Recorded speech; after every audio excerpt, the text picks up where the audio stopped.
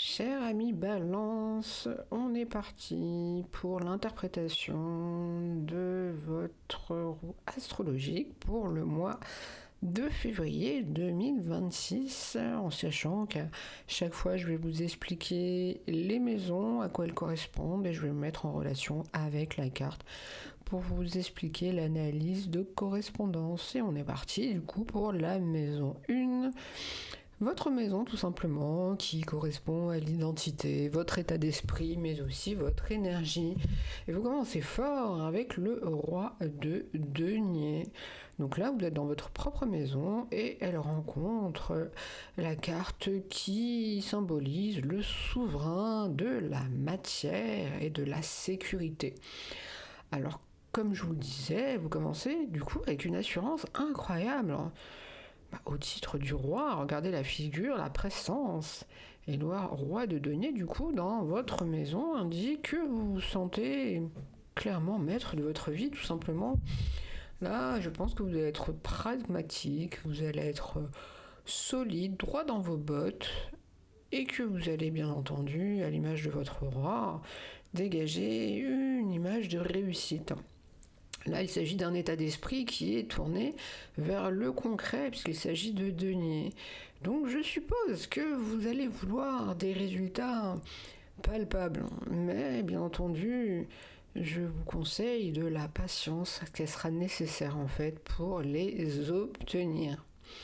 On passe à la maison 2, celle qui regroupe les finances, vos finances et vos valeurs, avec le 3 de bâton. Donc là, on est dans la maison de l'argent qui rencontre la carte, symbolisant l'expansion et la vision à long terme. Donc concrètement, là, vos finances vont s'ouvrir sur l'extérieur. Parce que là, le 3 de bâton, en fait, ça montre que vous avez déjà posé les jalons de votre sécurité financière et que maintenant, en fait, vous attendez tout simplement, comme on dit, le retour sur investissement. Donc, je ne sais pas si vous envisagez éventuellement des revenus liés à l'étranger ou possiblement au nouveau marché. Mais c'est clair qu'en maison 2, avec cette carte, c'est quand même relativement prometteur. Et en tout cas, ça annonce une croissance de votre patrimoine. On commence bien ce mois de février pour vous, ami Balance. On passe à la maison 3, la maison de la communication et du mental, et vous avez une carte de mental, ni plus ni moins que le cavalier d'épée.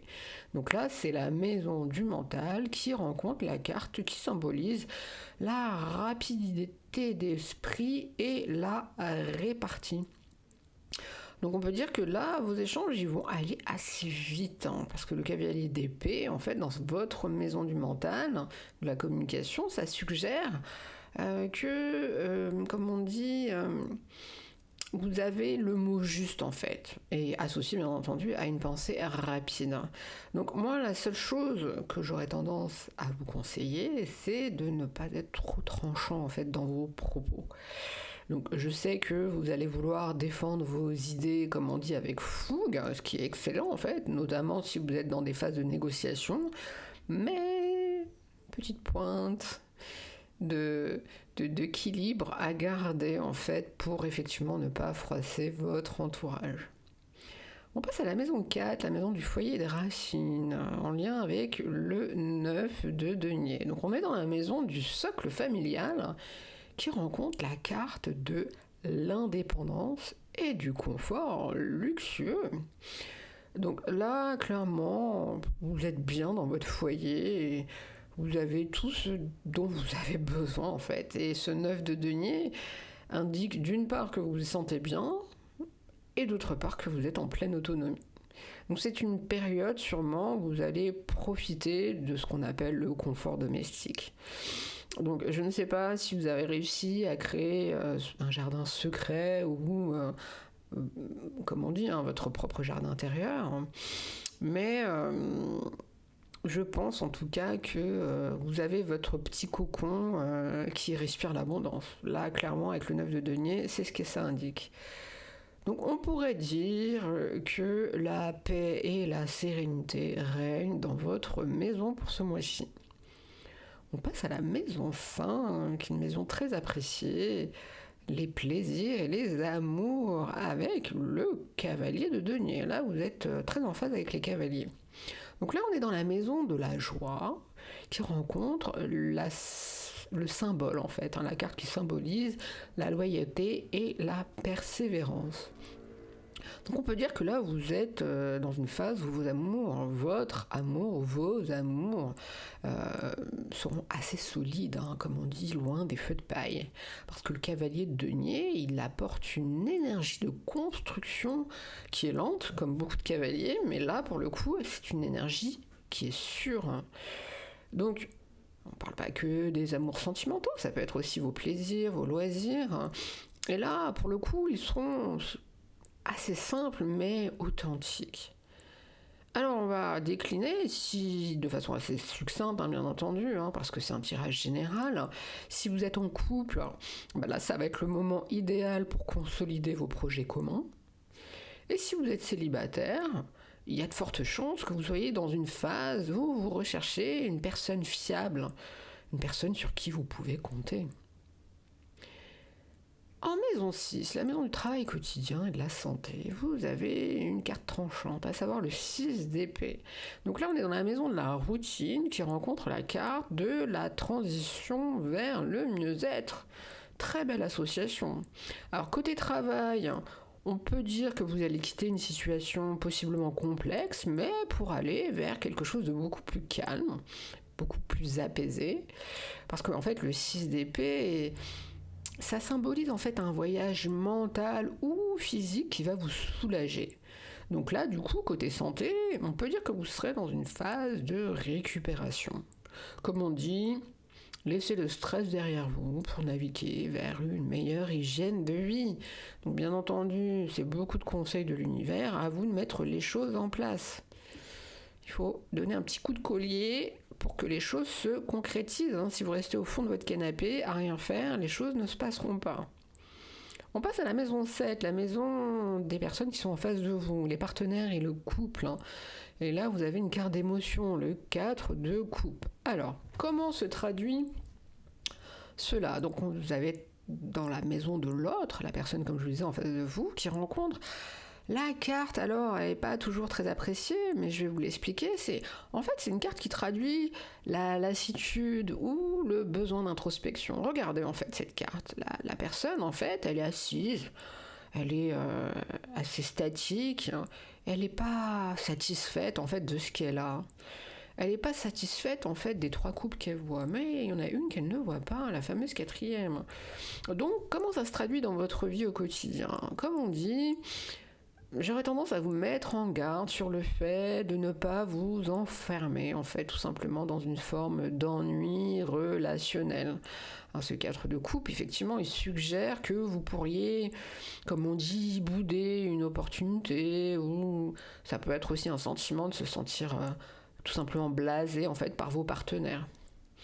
Alors, moi, j'aurais tendance à vous dire, regardez bien la coupe que l'univers vous tend. Il y a possiblement une proposition que vous ne voyez pas encore, car vous êtes trop focalisé tout simplement sur ce qui vous manque. En maison 8, la maison des transformations et des crises, et vous avez l'arcane majeur, le chariot. Très belle maison, donc la maison des crises, maison assez délicate, qui rencontre, ceci dit, une carte traduisant la victoire et la maîtrise aussi des forces opposées. Donc là, clairement, les transformations, on peut dire qu'elles vont être sûrement fulgurantes. Parce que le chariot indique dans cette maison-là que vous allez ni plus ni moins reprendre les rênes de votre destin intérieur. Donc, vous allez ni plus ni moins que maîtriser vos angoisses et les transformer en force de propulsion, si on peut dire ça comme ça. Donc là, je vous le souhaite, que ce soit une victoire totale sur vos zones d'ombre. Comme on dit, normalement, avec cette association-là, vous devriez avancer avec détermination. Et on continue sur les cartes magnifiques, à savoir la plus belle, la plus lumineuse.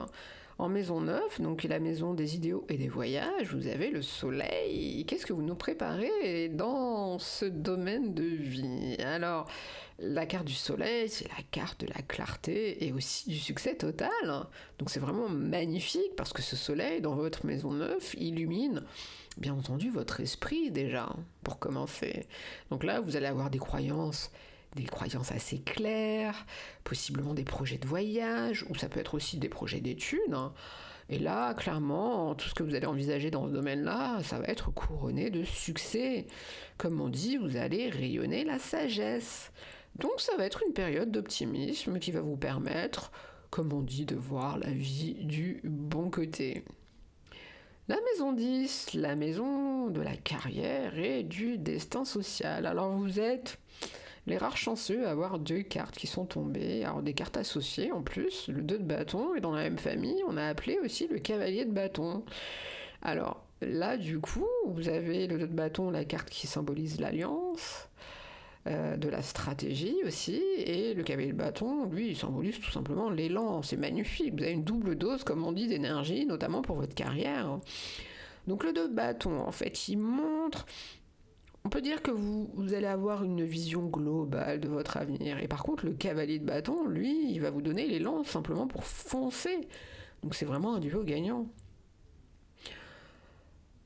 Alors, possiblement que vous n'aurez pas forcément une direction, bien établie. Comme on dit, vous ne saurez pas forcément où vous allez. Mais en tout cas, vous y allez avec passion, avec ce combo gagnant. Donc ça peut se traduire en fait dans le concret par une promotion ou alors un nouveau projet audacieux qui vous propulse tout simplement, comme on dit, sur le devant de la scène. Juste magnifique. En maison 11, la maison des projets et des amis, vous avez une carte d'émotion, le 8 de coupe. Alors là, c'est la maison du collectif qui rencontre la carte qui symbolise le départ volontaire. Alors, ça traduit très clairement qu'il est temps, en fait, pour vous de faire le tri dans vos amitiés ou éventuellement vos projets de groupe.